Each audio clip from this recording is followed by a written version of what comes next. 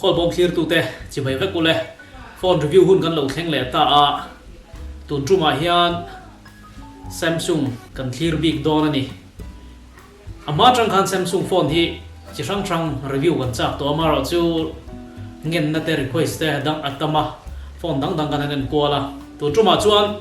engwai nga Samsung hi mi tam takin an du big kat na chan budget phone na hian Samsung hi an ron lang lok lawa amaro chon ron tanga tun na ya budget phone huang chunga mid range huang chung budget phone an ti hian cheng sing nuai chin ang chi te tin mid range an ti chon sing ni nuai sing ka sanga ti borvel a phone tha ho hian a huang te ubi ka chunga chuan an ron in elevata chung jing a chon phone tha deuh mai a ron chuak chawa tam takin in ron zota lei te point om ti kan ria tun truma hian khami big ngor ha kan sei don ni Samsung ngor tun trum chu kan clear don ani Samsung hi a display le a camera hi tha em maya chu anin chuan na ni a phone dang hian an tluk tak thei lo ni ten an khrian ni mang thin ho chuan mara chu a mang tu zir kha ni vele a tam takina adang lam nan thria thi tam takin an thra mia lo ve thei boka chu thilom dan ani a ti chuan tun truma hian heta kan muang hian Galaxy M30s hi kan en don ani Galaxy M30s hi a battery ron sang khop maya cheng si kan le sang hnuai lampanga hian aspect milpuya a battery hi a chung nung ber angin an in chala ni go monster antia an slogan a po hian in ram huayam de mai ne turulu tu an on tia ni ha battery hi mo chu azavai chon kan clear seng don lawa clear tu te fel tak in oma kan soi kim lo te kan soi lan lo poimo si ni triat te khain ron tar lam thina kha khami dang tan lok me maya chu tun trung a point kan ti le don nia abik takin he kan han clear ho Galaxy M30s le dang kan han soi ho te Samsung phone trim mang ho khan in experience te kan soi ta wala anol pui hi kan in target ani ti hi hreila nangma mi mal ngai dan big ang de ulek ani lo wang khanin lo la na lu tuk lo la anol pui minol pui elaya phone sang deuh high end dan ti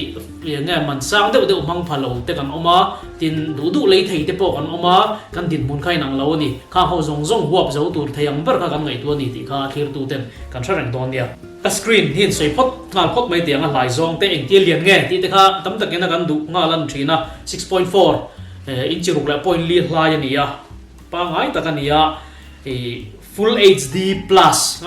a screen chanchin remote po hi video pakhata soi fe thamani amaro chu ngai bo sei don china anol pui hian kan rathiam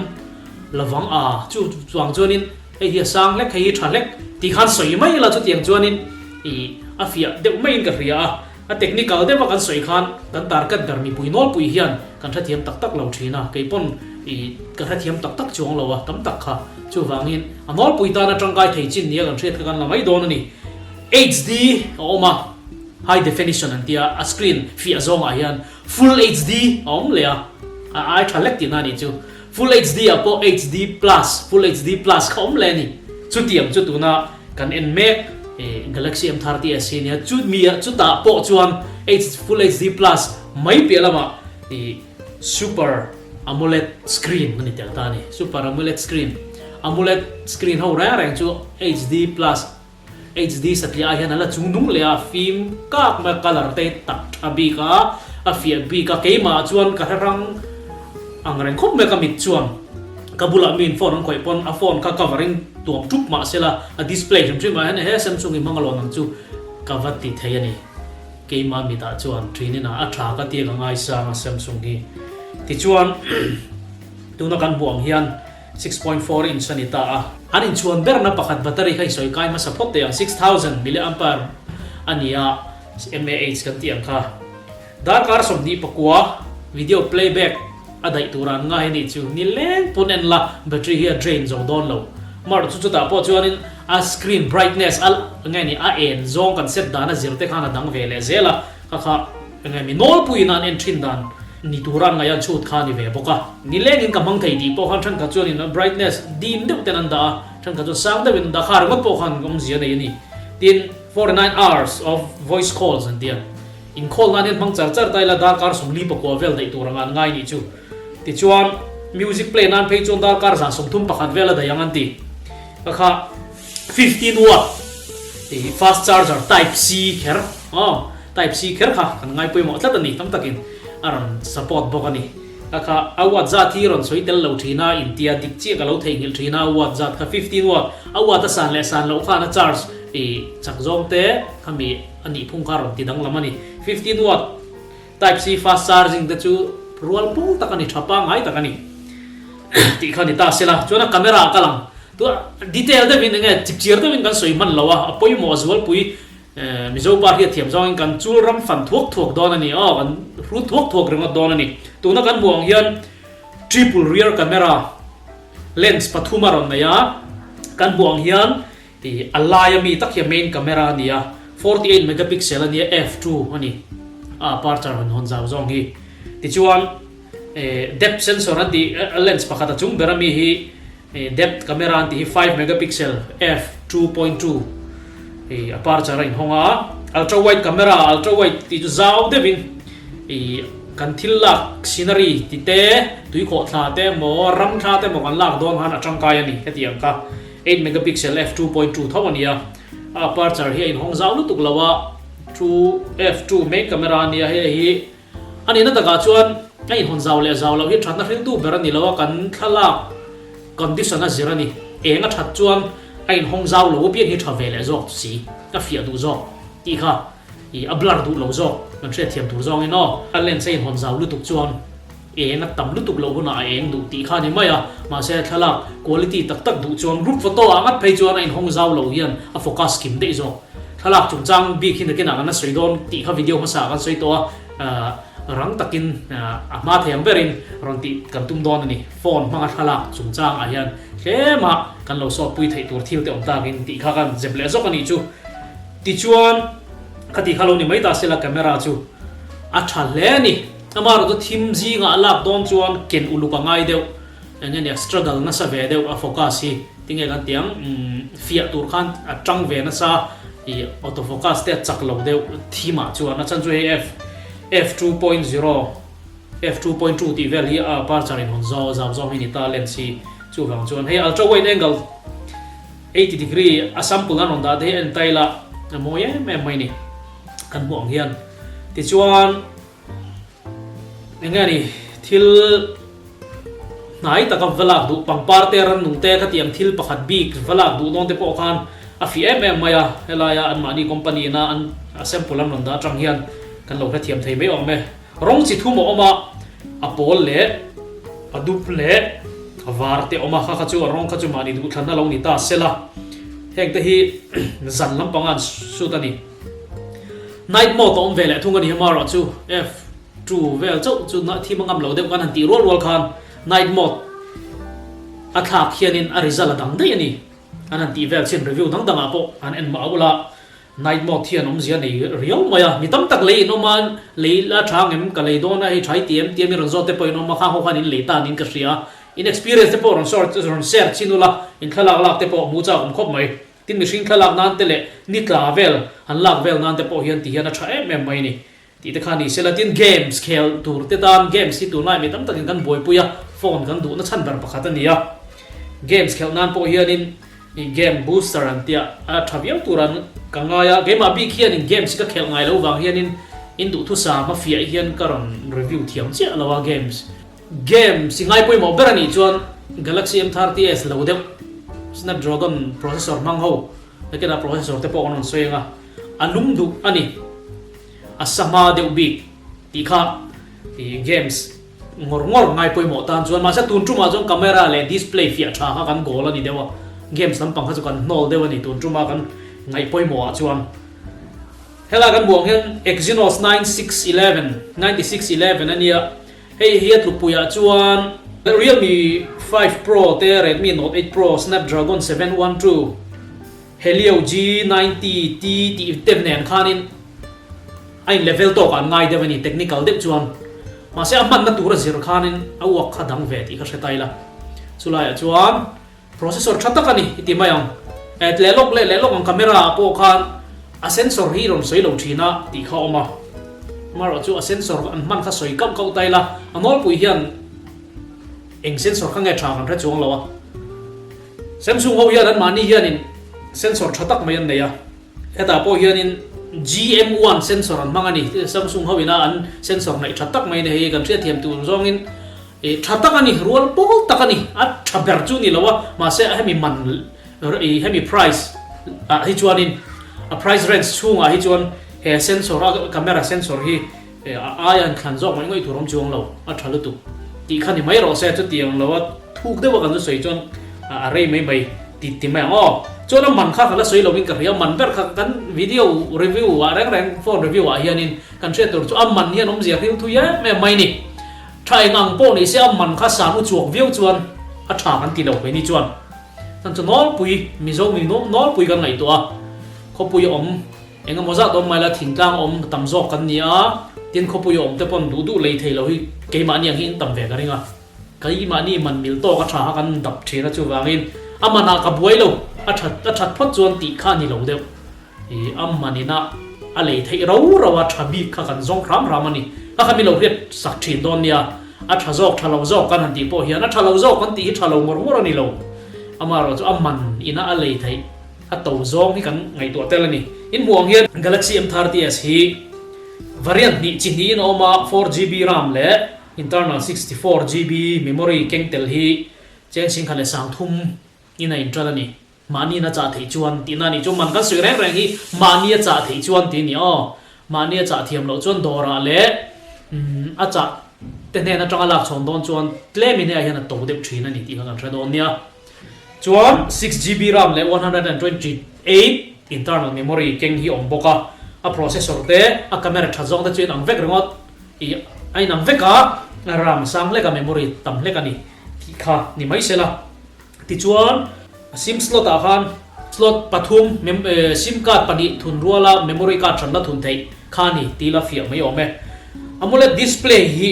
soi fia thiam ka cha khop me soi fia thiam ani si lawa tong kam remote na fia thei lawa zoom wa zu fia chi ania alai lem kan hu hi an tai la ai fia le dan chu tiang de ula ni AMOLED tin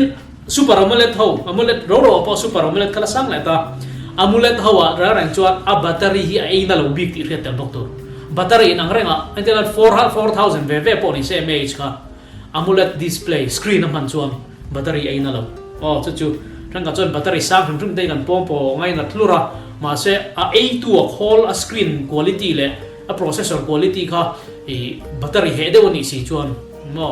kha om zeril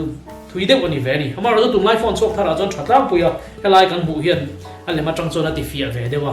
amar sumi na ria thiam tat lo jong ha chu soi fia thiam mar khop mai an thian pa pakhat po maruti 800 an ya la thatak fit tak tha ti ma thareng boka 800 maruti 800 chu mana tang chon thian pa pakhatin Hyundai Creta top class ala an khal sak china ka 800 nen dang lam na ka thalo nom da kha nom dai nang ra ka ti tlat mai ni soi fia wa ngai nom lo ni inang ra ka ria chon ai nang ra man point to la ya a class en san le lutu ma se mi nei nang reng a ria chong kha chu soi ngai nom doi nang reng ani mai ka ke ma nia a tho dan ha poi mo ber mang tu tur ngan nia kan phone tur ania ka poi mo ber chu ni mai ti ha ka soi kim mem o kan ti pot pot ania soi kim tur angai la kim lo soi mai ui om ti deu te om chuan in ron comment don nia comment lama min ron tran pui le don nia ti ha thir tu te kan ngen cheu nin comment hi kan lok pui tlang in ka sia call bomb viewers te hi kan fel lom em maya smart tak kan ni loma comment mol deu chang ka lo deu ang chi kha om ve mang lawa hi kan lom na ni ti chuan ngan soi tel ram du chu iman mo view ni lo chuan Galaxy M31 ron chuak don February ni somni pangani ka re so lo chuan chu maro chu a processor te battery te chu ngai reng don 6000 mAh ta ni don thawa camera hi non upgrade lek don 64 megapixel ani dona kan thia thei china chuan main camera sensor po hi non upgrade angem ka thach chia lawa bak chu a body po hi ron upgrade lek tura ngai taila tin eri zong ha ka soi lo tak mo kha 6000 mAh ani chuanin ari om ti kha mi tam takena an lau thona ni thina 6000 chu alian ang renga chu wang chon ari lo nan hianin thil dangan compensate ve thung ani ti ma compensate ti chu dik chi lo mai theya nung hi plastic an mang ta zang thayang ber turin ma se plastic ti khan chede woni chung lo wa nal ma kha wang khanin a ri zong hi 4000 5000 mAh nei battery a in a ri chung lo hetian ken phei ton thria than thei ni chung lo ante ni September ni som pare sang ni som ka kwan run launch khania gram za somriat pariat ri tani tian kan choi hen mo ri chian ni lem lo pa ngai khop mai ti kha ni mai ta sela ti khan poi mo zol pui i an san sei thok thoka amaro chu M31 ron chuak tur Galaxy M31 ron chuak tur kha aman za chi gan na tha thei lawa an ron release na chau riat don na sing kha sang riat vel tang in tran chu kon ring deuh thung ani tam takin an rin dan ani sing kha sang riat sing kha sang sari ti vel bor aspect ngai to in le a camera an upgrade dan tur te ngai to in chu wangin sing kha sang an noi lampang super AMOLED display screen nei inga ni camera thasi Samsung ngai na tan chuan Galaxy M30s hi lenge ngai chi a thalu tukringot ti kha ni mai te se tin chu ti ro chuan Samsung soi ro chuan thil dang han pakai lok tai le rei lo te ti puat tak takin e A50s kha A series hawa khan a thakop maya ti chuan mani lok tak khan A51 kharon chuak ta A51 hi ron ti ve te a in ron ti thina amar chu sing ni han kai ho hi chu ti turing ka hello dewa phone mana sing ni chuang the chuak thei chin kha chuanin a that dan zong te ma ni in en thiam vek tura kan ngai dewa amar chu mi ring hi kan in ang lawa A51 mang mek te po khai nom to a that dan te kha phong ai non share ve ula video that dan te camera that dan te a display mu nom big zia te kha ron soi ula ngai kha ka cha khop mai ti lai kha kan request box cheu ni tihan A50s le A51 hi adang lamna clear por teang shadu anom takin amma na tang hian chu dang o man hi poimo ma saber thil le do na rang chuan ka ti ha A50s hi variant chi ni no ma 4GB RAM 128 memory internal memory nei le 6GB internal memory chu 128 thoni nang renga hi A50s a chuan 6GB RAM a base variant zo ki chen sing khale sang sari zanga tangin in chana 6GB RAM variant ho hi sing hi vel chi ani ania chuan A51 ron chuak ta ni chu sing hi le sang li vel tangin ron in chana variant khat chawin ron ti chuak ria 6GB RAM 128GB internal memory in ron ti chuak 8GB RAM variant hi ron chuak don ni na langa sing hi le sang ru vel ni turan nga ya kha man chu lo ni ta sela ti chuan anh tí hắn xoay pop mày ở video recording ở video lắm bằng cái xoay mà sang cái video làm nan punat lạc riêu à tu nó gan buông hiền quad camera này à A51 này lens pali này à 50s rồi chút triple lens pathum này này 4K video recorder support tất mày A50s 51 hi 4K hi ron support lâu nhiều tất cả này mà rồi chú 4K hi edit lệ đón tên này lâu chuan ông gì đi ra sang lâu phone nó lạc rồi mất chuan 1080p at 30 fps FHD quality lạc lệ 4K lạc hi phone nó trong rồi mất chuan là đăng lùm này trần vắt cả lâu mi ta phình lệ video editing amo video làm mấy tùy lệ tên này lâu chuan edit đón rồi chuan quality năng lâu video à chuan display size hi huang hian 6.4 lệ 6.5 anita point khat chawin in thlawa resolution in anga pixels PPI vel chu in anga low PPI hi 403 ni line at ron chuak thar A51 hi chu 405 ron ni tlem in ron sang PPI sang pian hi clear tha ti mayang chuan technical lama chuan CPU le ti vela hi chuan in ang tlang khop maya anon upgrade vak lo tuna kan buang hi ni ni a chak zong ti mai ang khol thuak bur ber chak zong hi chu dang lam tam lo angai aron ni aron upgrade na chu camera te tina look sa te ami body anal zong ate hian ani ti mai ang battery hi angai reng A50s le A51 hi a battery chu ngai reng ron mangani 15W fast charging 4000 mAh ve ni chuan amalam nung lam pang camera camera per hian non upgrade na chu ni ka ti to kha kan buang hian main camera A50s hian 48 megapixel f2o ai nang de orang ani main camera hi chu maro chu triple le fi quad camera ni na hian na tho thei kha ro ni na le de ta tle min ron sang de ulek ani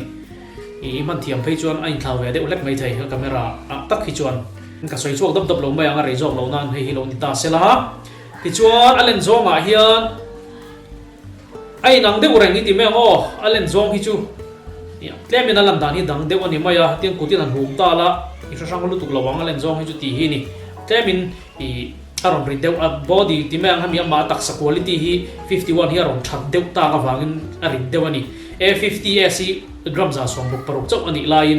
i A51 hi gram za som sari pani ani tle min arin deu lek battery rain ai lain ang rang singa tinge ari deu o ti har ro oma quality thadeu lens te po anon mang thadewa